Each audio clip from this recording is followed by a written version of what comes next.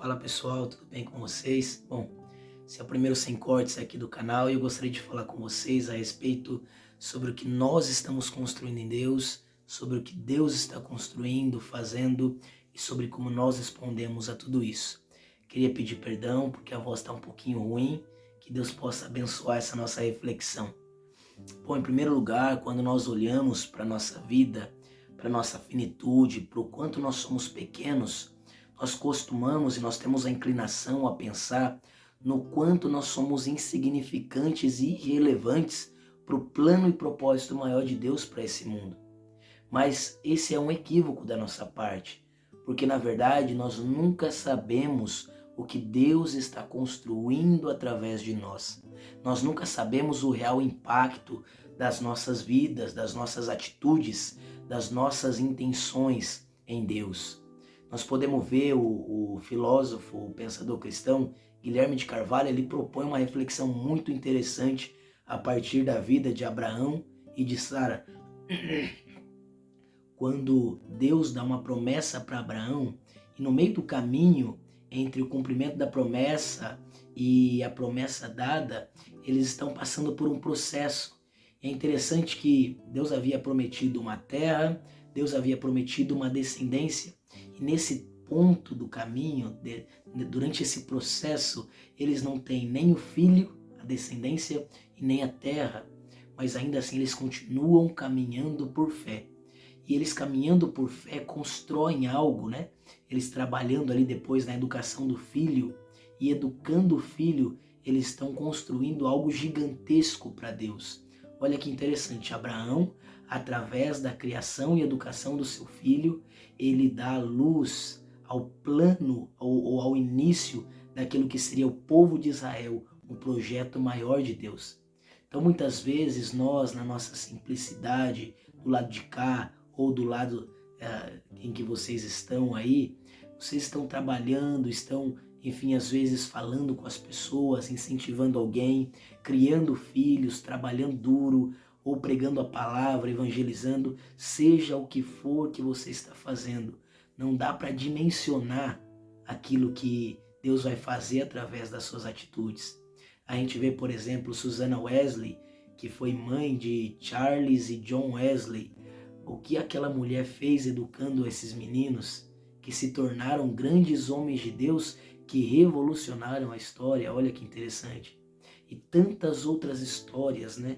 A gente vê homens de Deus que foram fiéis e que influenciaram outros grandes homens de Deus. A gente vê a vida de David Brainerd, o que Deus fez na vida daquele jovem.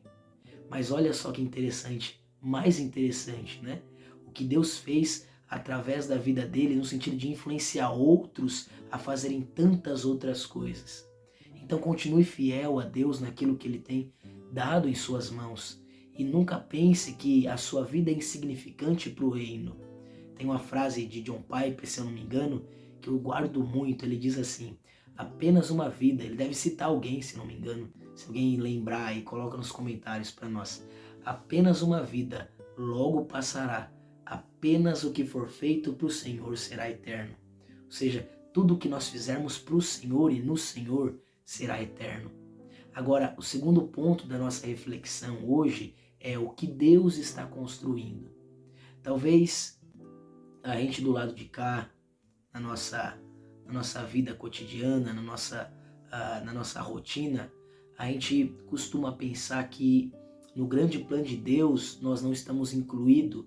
Mas veja, eu acredito que não é só eu que tem sentido um impulso à oração, né? Um empurrar de Deus para uma vida devocional mais intensa, para uma busca mais fervorosa. Eu acredito que não é só eu. E na verdade esse vídeo, eu senti desejo de montar ele, de falar ele, justamente por conta desse tópico que eu estou falando agora. Às vezes a gente tem a impressão de que a nossa vida e a nossa oração, ou o que Deus está fazendo, não nos inclui. Mas olha, do lado de cá ele tem me impelido a orar e a buscar.